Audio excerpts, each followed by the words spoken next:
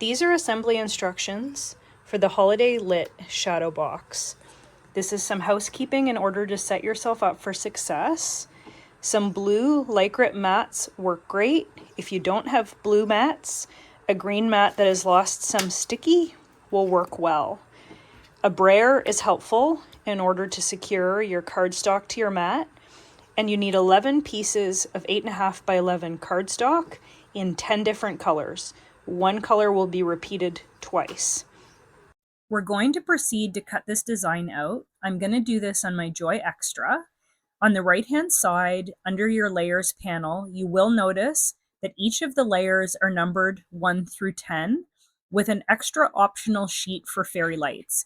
There are a couple of different ways you can do the fairy lights, but this makes it easy. You just weave through the numbers in the order that you see them, and they will not appear in the stars. If you do not want to use fairy lights, you can remove the optional fairy light piece of cardstock, and you do not need to cut this out. So let's proceed to send this to our machine.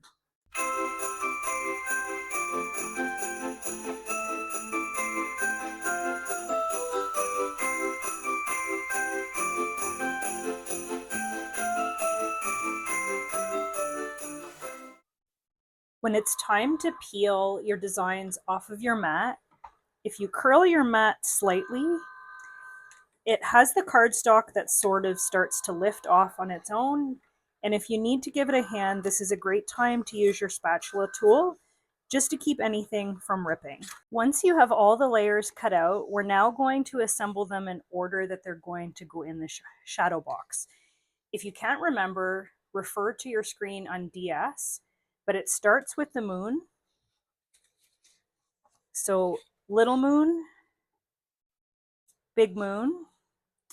Then it goes to trees, which is little trees, big trees.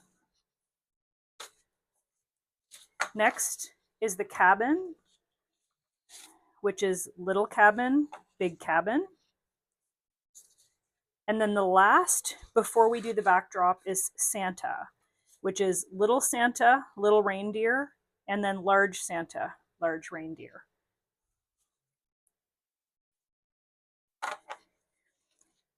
So now that we have everything in order, we're going to start stacking it in the shadow box itself.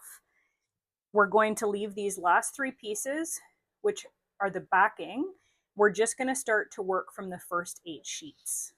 So we're going to remove the backing from our shadow box, which is just flipping up the tabs. Most do work like this. We're going to remove the back, remove the sheet of paper, and then you may have this little wood frame. This needs to come out as well. Now we're going to take our first layer, which is the moon, and we're going to flip it over and place it in our shadow box. From here, we're going to add foam tape. You can use 2mm works the best. You can use whichever size you wish. I'm going to use foam dots. They do the same thing. So what you want to do is place foam dots around the outside of the piece of the layer 1, and make sure that none of the pieces of tape are showing or will show in the glass. Now we're going to peel the tape or the layer so that it will allow the next layer to stick.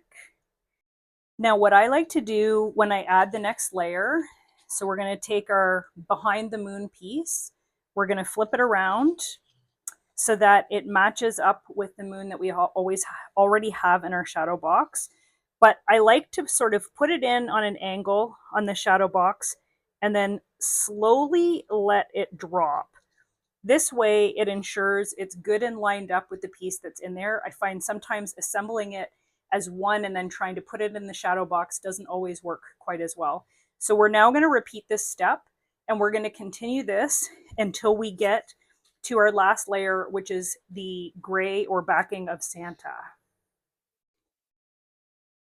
So again, on an angle up towards the front of the shadow box, and then slowly let drop so it hits the back.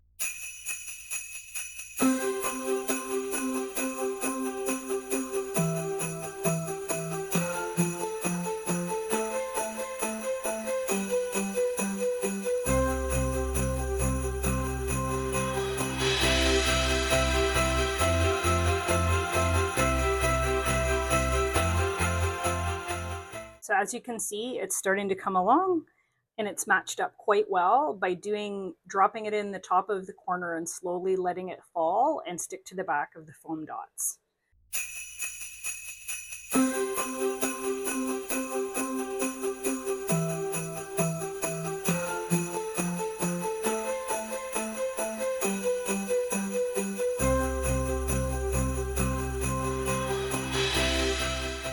So now we've finished assembling up until the stars. If you're not going to use fairy lights at this point, you can add your foam dots, then add your stars, and your last piece, which is the backing. So it's going to end up looking like this. And I would not add foam dots between these two layers if you're not using fairy lights, because this way it makes it look like these are stars in the sky. So it would just look like this. But if you're doing fairy lights, the next step is going to show you how to align the lights up so that they don't appear in your stars. So the next step, what we're going to do is we're going to weave the fairy lights in and out of the back of this piece that has numbers. Now, these fairy lights are metal. They work really well because they have a bit of memory. So you can manipulate them as you need for this. So what we're going to do is we're going to start out at 1. We're going to thread our lights all the way through until we get to the last bulb. In this case, there are 20 bulbs. So I am looking for bulb number 20 or 1, depending on which way you want to look at this. So this is the first light on our string. So what we want to do is we want to thread it through far enough so the light appears on the opposite side of your numbers. So in this case, we're going from 1 to 2. And we're going to continue this step, essentially threading in and out of our cardboard. The reason for this step is these numbers have been aligned in holes properly so that it will avoid or should avoid the stars when the lights are put in the back of the Shadowbox.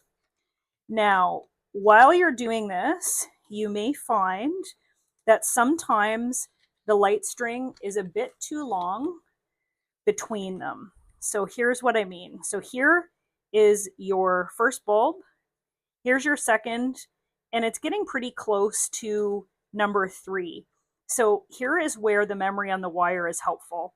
If you need at any point to do a little bend and bend the wire back, so it keeps your light in between 2 points on this sheet, that will help with making sure that all of your lights appear only on this side of the sheet.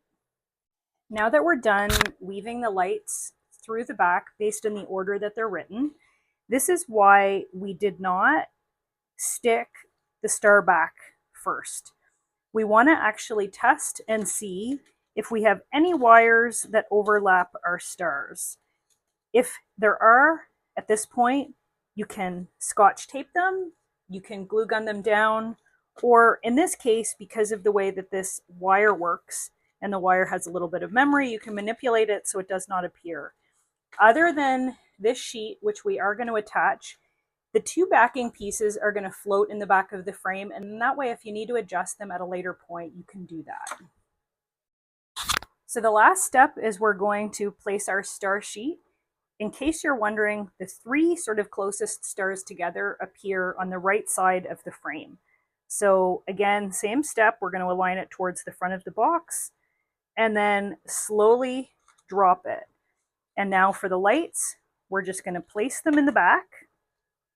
Then we're going to place the yellow additional cardstock over the back and then attach the backing to our Shadowbox. Congrats, you're done. I hope you found this helpful.